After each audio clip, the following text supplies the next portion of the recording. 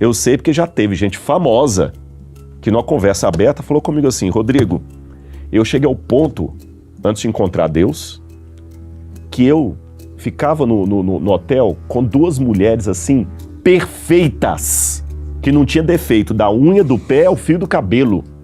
Eu acordei com 2 na cama, que eu tinha transado com elas a noite toda. E vazio. Se a visão restaurada não fosse usada de forma inteligente, poderia levar o ex-cego à cobiça.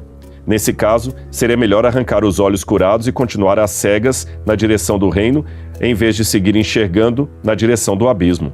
Vou ler uma aqui para você. Já que eu estou num podcast de alguém que tem muito de humor... Trabalha com comédia? No dia 10 de março, a meditação ou devocional será assim: perguntas redundantes. Aí tem o versículo da Bíblia. O que você quer que eu lhe faça? O cego respondeu a Jesus: Mestre, que eu possa ver de novo. Mateus 10, versículo 51. Certa vez, enquanto folheava alguns livros na livraria, deparei-me com um título bastante provocativo: Respostas cretinas para perguntas imbecis.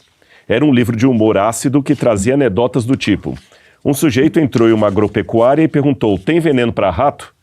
Tem, vai levar? Perguntou a balconista. Não, vou trazer os ratos para comer aqui.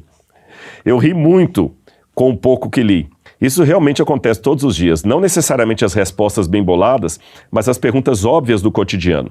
Até que, de repente, percebi uma conexão curiosa entre as indagações de Jesus, muitas vezes ridicularizadas, como as anedotas do livro.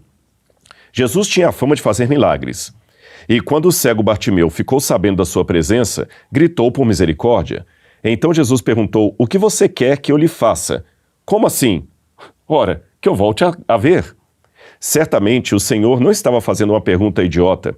A razão para sua aparente redundância residia no que acontecia após a cura.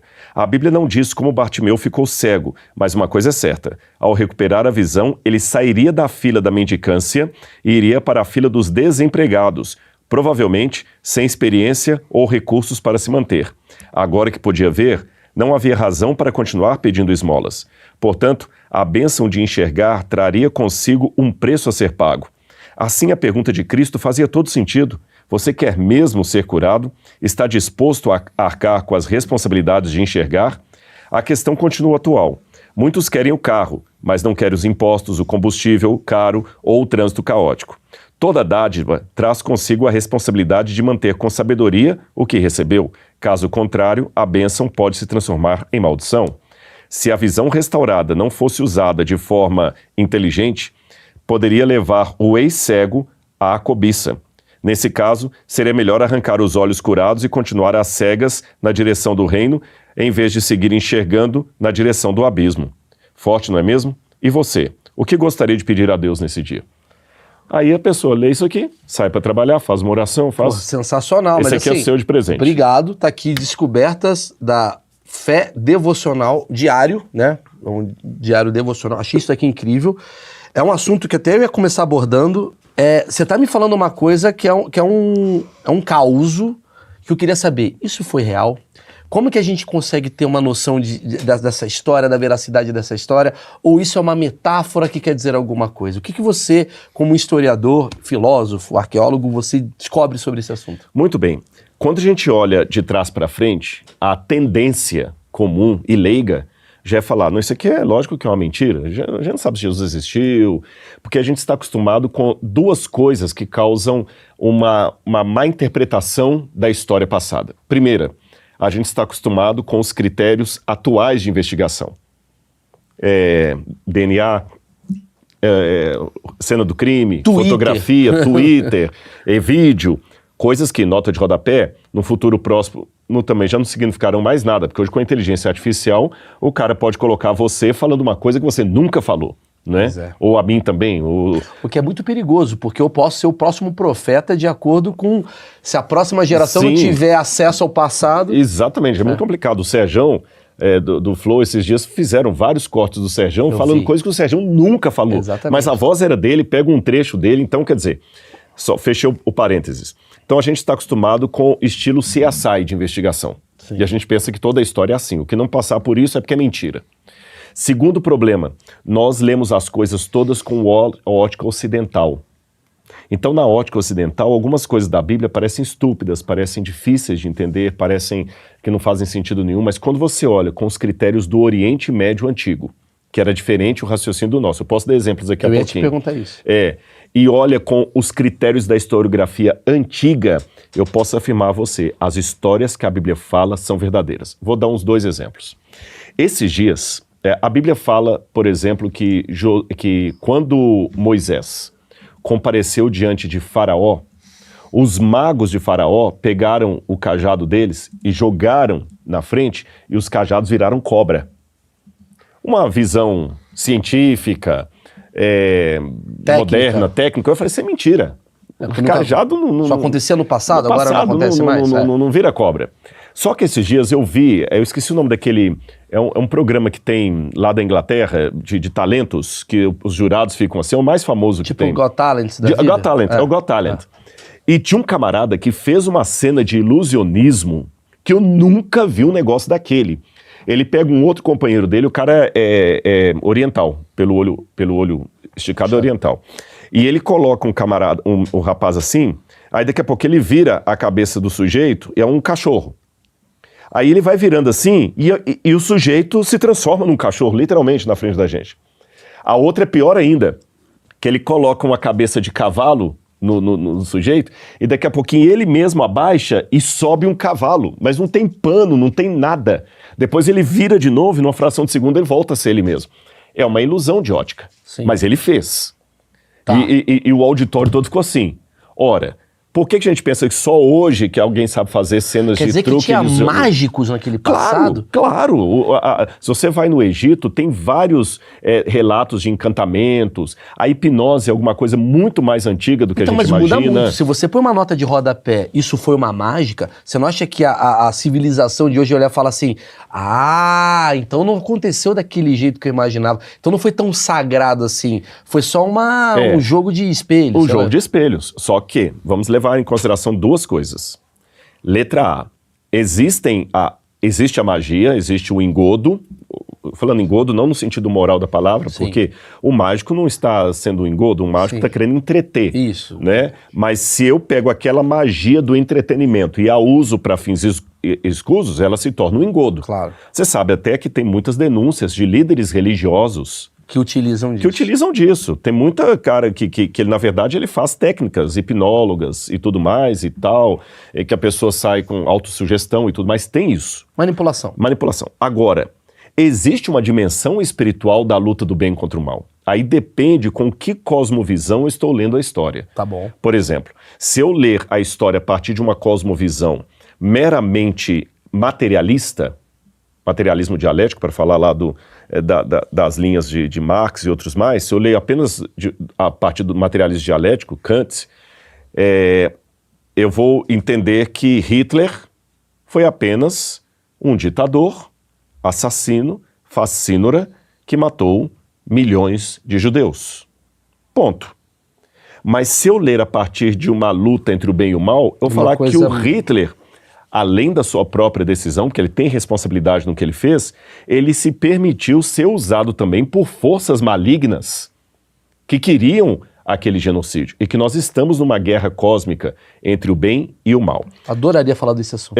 E por que eu vejo a visão espiritual? Porque o materialismo por si só, ele não responde todas as coisas. Para começo de conversa, se não tem Deus, até a própria rotulação de Hitler como errado, ela pode ser questionada. Deixa eu pensar no que você falou. Se não tem Deus... Tá, me joga, por quê? Por quê? Com base em que você está falando que ele estava errado? Sim, com base na nossa moral criada pela nossa civilização, entendi. E aos olhos da moral nazista, ele estava completamente correto. Sim. E qual que é a moral que prevalece? A nossa ou do nazismo? A gente vai cair na coisa de xenofobia em algum momento, né? Porque ninguém aqui está falando que Hitler estava certo. Exatamente, vamos deixar isso bem claro. Deixando muito claro. Você só está falando... Eu acho que eu criaria um outro exemplo, que eu acho que seria mais fácil para a gente ir nesse caminho, que é o universo mais... ocidental e o universo ali mais da Arábia, que a galera tem a questão do tipo... Eu vou dar uma cena muito fácil, que eu tava com a minha esposa, tava na Tailândia com a minha esposa, Rodrigo. Pô, puta lugar legal, incrível, uma praia Eu quero conhecer lá maravilhosa. ainda, já falaram. Incrível. Aí chegou um árabe, né, com a sua roupa na praia, aquela roupa pesada, e suas duas mulheres de burca. Minha esposa, do mar, olhou pra mim e falou, a primeira coisa que ela falou assim, tadinha dessas mulheres. Eu falei, sabe o que ela tá pensando de você? Prostituta. Porque é uma visão etnocêntrica da gente acreditar que o nosso é o certo e o do outro é errado. Exatamente. Então quando a gente fala assim, a cultura do Irã tá errada, baseada na cultura do Ocidente. Exatamente. E é isso daí que você tá querendo me trazer. Exatamente. E você foi prudente em a gente separar, para não parecer que a gente tá endossando Hitler ou qualquer coisa, que já deu problema no passado, não comigo. Sim, sim. Mas é bom a gente esmiuçar tudo. De maneira alguma estamos endossando. Não. Você tá falando assim, pro nazista, Hitler tá certo. Só que do ponto de vista moral, o pensamento da sua esposa em relação à burca e a da burca em relação à sua esposa ainda não agride ninguém. Sim. Mas e um genocídio, uma coisa assim. Sim. Se eu quiser ser cético, eu vou ser cético. Ok. Aí eu pergunto assim, qual é o critério que está além da cultura que você pode me dizer que está errado? Que aí você vai trazer o transcendental. Exatamente, porque se não tem o transcendente, qualquer argumento que eu dê contra ou a favor de um dispositivo será um argumento meramente cultural. Mas aí tem uma outra questão, é um outro conflito, do que é o transcendente existente e o que pode ser considerado também uma invenção. Porque tem Sim, gente, claro. tem uma turma mais do lado ateu, já vi vários debates você com ateu e tal, que o cara vai falar, Rodrigo, mas quem disse que o seu lado tá certo diante do meu? Eu não acredito em Deus, eu não acredito na história de Jesus, isso daí pra mim tudo foi um grande livro pra modificar a sociedade, e você vai... Como é que fica essa questão do tipo, o que é certo, o que é errado, até nesse campo? Olha, se eu hoje rejeitasse o cristianismo, se hoje não fosse cristão, não fosse... O caminho que mais me favoreceria intelectualmente seria o agnosticismo. Ok. Não 100%. Sim. Que não é o ateísmo, é o agnóstico, é o que vou deixar acredita em refinado pra várias... turma. O ateu diz Deus não existe. Sim. O teísta diz Deus existe. O agnóstico diz eu não sei. É o isentão. O isentão. Mais ou menos, porque tem vários graus de agnosticismo.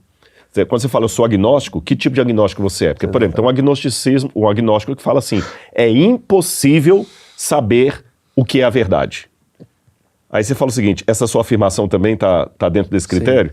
Se ela tá dentro desse critério, ela também não é uma verdade. Ela não é uma verdade. Então, por quê? Porque um consenso mundial de ideias a gente não vai ter. Gente defendendo Lula e Bolsonaro vai ter até o final, independente das características de cada um. Não tem o certo. Você entendeu? É muito complicado. Então, o que eu posso pegar? E nesse ponto você tem razão. Muitas pessoas não vão ver sentido na Bíblia, muitos não vão ver sentido em Jesus, no Adventismo que eu sigo, no catolicismo e tudo mais. Mas tem uma coisa que a gente pode pegar. Existem alguns critérios mundiais. Sabe qual que é o critério? Eu vou para a antropologia. O critério da carência humana. Ainda que, permita-me ser ou fazer o papel de cético. Eu permito você fazer o que você quiser. Então vamos lá. Vou ser cético. Não existe Deus. Ok. Não existe inferno, não existe céu. Estamos aqui por acaso, tá certo? Eu não fui formado por nenhuma vontade sobrenatural, eu sou apenas o resultado de uma loteria bem aleatória que deu certo, que meu pai transou com a minha mãe naquele mesmo dia, naquele mesmo horário, naquele mesmo segundo, e eu fui o óvulo que foi fecundado e podia ser outro. Eu sou aqui tão acidental como a formiga que está passando ali na parede. Estou aqui porque não tem nenhum projeto de vida, não tem nenhum propósito. Então eu vou gastando a minha vida aqui até morrer. E como dizia... Banal. Dizia Fernando Pessoa, o que é o ser humano se não cadáver adiado que procria? Sim. Esperando a sua morte. Tivemos recentemente a morte do Silvio Santos. O pessoal já está há algum tempo ainda comentando sobre isso. Silvio Santos fez um grande império, deixou saudade... admirei demais o trabalho dele. Acho que não tem ninguém falando mal de Silvio Santos, né? Entra no Twitter, você sempre vai ter, né? Vai ter. Mas pelo menos assim, eu tenho admiração pelo que ele fez. Também é absurdo. Só que morreu, acabou. E Vida assim como continua ele, das pessoas. morreu Jô Soares, morreu Hebe Camargo, Morreu Shakespeare. morreu Einstein, e o mundo vai assim, amanhã vamos ser nós também, daqui a 80 anos, nem eu vou estar vivo, nem você também, o achismo também vai ser um negócio a virar peça de museu. É isso aí. E é só isso, acabou a vida. Se é assim a vida, então vamos ser hedonistas, vamos beber e comer e fazer sexo, porque a vida é disso mesmo, é prazer e acabou, e daqui a pouquinho eu vou morrer. E vamos aproveitar antes que a velhice chegue e você possa se arrepender dos beijos que você não deu, das meninas que você não azarou, desculpa a linguagem machista, mas é assim que muita gente fala, né? Das viagens que você não realizou. Fica tranquilo, somos todos machistas. E somos mesmos. Das bebidas que você não experimentou, aproveita a vida, né? Tá, só que tem uma coisa que não fecha a conta aqui. É que todos nós, se temos em sã consciência, gostaríamos que a realidade fosse outra. Todos nós gostaríamos que a realidade fosse outra. Se a gente é hedonista nesse ponto, tem um lado que a gente fala, por que eu tô fazendo isso? Tanto é que a maioria dos hedonistas É vazio. é vazio. A prova que eles são vazios é que ele não consegue ser hedonista sozinho. Quando o sexo... Porque pensa, não, se eu pensou azarar a mulherada toda, eu vou falar em linguagem bem escrota, que essa é a linguagem que o pessoal fala. Se eu azarar as mulheradas toda, pegar as mais bonitas, eu vou estar feliz. Aí ele azara uma, daqui a pouquinho, ele já não está aguentando mais, ele olha para a mulher mais bonita, porque eu sei, eu não vou dar nome por questão ética, eu sei porque já teve gente famosa que numa conversa aberta falou comigo assim, Rodrigo, eu cheguei ao ponto, antes de encontrar Deus, que eu ficava no hotel com duas mulheres assim, perfeitas, que não tinha defeito, da unha do pé ao fio do cabelo. Parece que a mulher era um Photoshop andando. Eu acordei com duas na cama, que eu tinha transado com elas a noite toda. E vazio. E Esse cara sou eu. Eu falei com ele. Verdade. Pronto, vamos lá. Foi o Você passado entendeu? do Maurício isso aí. O que eu sou? Sabe, minha vontade era mandar as duas embora. Eu podia pedir a comida mais cara, eu estava num hotel de luxo. Se o hedonismo preenchesse mesmo, sabe, o Elvis não se sentia tão frustrado. Tem várias histórias. Várias. Então, o que é essa vontade insistente e chata que passa por cima de qualquer valor experimental? Veja bem, eu não estou falando de alguém que está se sentindo culpado porque a igreja diz que aquilo é pecado. Eu não estou falando disso. Eu estou falando com alguém que ele está tendo tudo que ele quer. E não acredita nisso. E não acredita nisso. Logo ele não sente culpa. Ele não sente culpa. Mas ele está vazio. Ele está vazio. E a prova maior que alguns falam, não, eu estou bem resolvido. Não, não está bem resolvido. A prova que não está bem resolvida é que ele precisa estar alto. Ou com bebida ou com droga. Sim. Ele não consegue ficar lúcido. Vou lembrar qual filósofo, daqui a pouquinho vem nossa, gente. É que ele falava assim, a realidade, ela magoa. A realidade dói. Por isso que você... Por isso que a gente precisa da bebida, da coisa, porque ficar sóbrio... Wittgenstein fala, a sobriedade machuca. É dolorida, Muito. né? A sobriedade Muito. machuca.